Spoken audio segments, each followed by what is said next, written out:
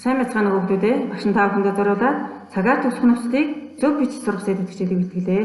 Дэвтэр намаа гаргаад хичээлдээ идэвхтэй орцгоё хүсье. Энэ удаагийн хичээлийн онцлог нь наа дөрвөн зэрэгт лаа дөрвөн зэрэгт нөхцөлийг хийгүүлэгчээр төгсгөн залгахад гэдэс жиргэлийн бичдгийг маш сайн анхаарч хичээлээ хийгээрэй. Зорилго: цагаар төгсөх нөхцөлийг мэдэх.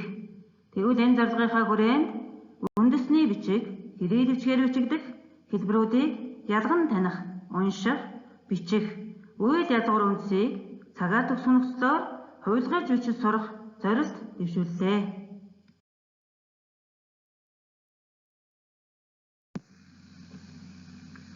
Цагаар төгсөх нөхцөлийг өнгөрсөн, одоо, ирээдүйд цаг гэж 3 ангилдаг.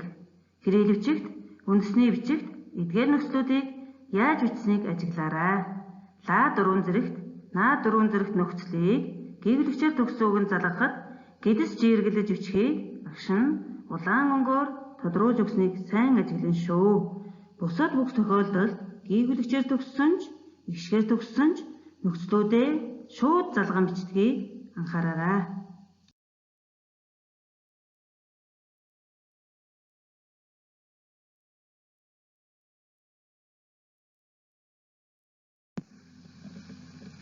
Наа дөрвөн зэрэгт нөхцөлийг эр үгэнд муй, нам, эм үгэнд муй, нэм гэж уншиж бичдэг. Энэ бол эртний хэлбэр. Дараагийн хэсэгт байгаа сургаал үгсийг уншиж өгье. Эх орноо хайрал нам, эрдэм намаа дээдл нам, эцэг эхээ хүндэл нам. Тодруулж өгсөн үгсийг ажиглаарай. Эр үгэнд, эм үгэнд яаж уншигдаж байгааг анхаарна шүү. Дараагийн сургаал үгсийг та нар уншаад галигт буулгаж бичээрэй.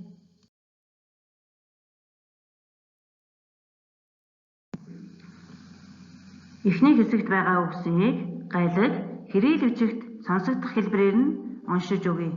Анхааралтай сайн сонсоорой. Агуурлаа, уурал, уцааггаарлаа, уцаарал, уураалаа, урал, сэйл, сийл, арил, арил, задал, задал, үргүүлжилээ, үргэлжил, замхаараа, замхар, соонос, сонс, баяс, баяс, яагаараа, яар, сандуур, сандар. Эдгээр үгсүүд наа дөрвөн зэрэгт ба, бэ, лаа дөрвөн зэрэгт нөхцөлийг залгаж бичицгээе. Хоёр дахь хэсгийг ажиглаарай. Эхний үгийг уншиж өгье. Агуурлан аа, уурлан. Агуурлаа ба, уурлав. Агуурлаалаа, уурлаа. Сонуусын аа, сонсон. Сонуус ба, сонсов. Сонууслаа, сонслоо.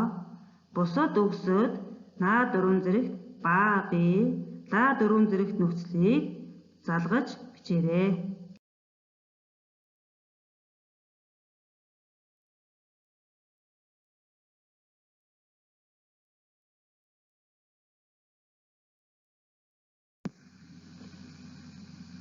Эхний хэсэгт байгаа холбоо үгсүүд ж, ч, наа, муй, мүй, нам, лаа гэсэн хэрэглэгчээр бичсэн нөхцлүүдийг зөв залгаан бичээрэй.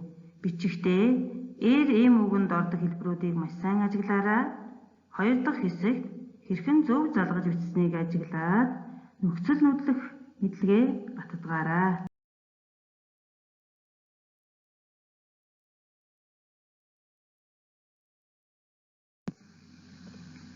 Зураг тус бүрийн нэрийг галиг хэрэглэгчээр нь харьцуулан уншиж өгье. Мо, ри, морь, хо, ни, хонь, үү, хэр, үхэр.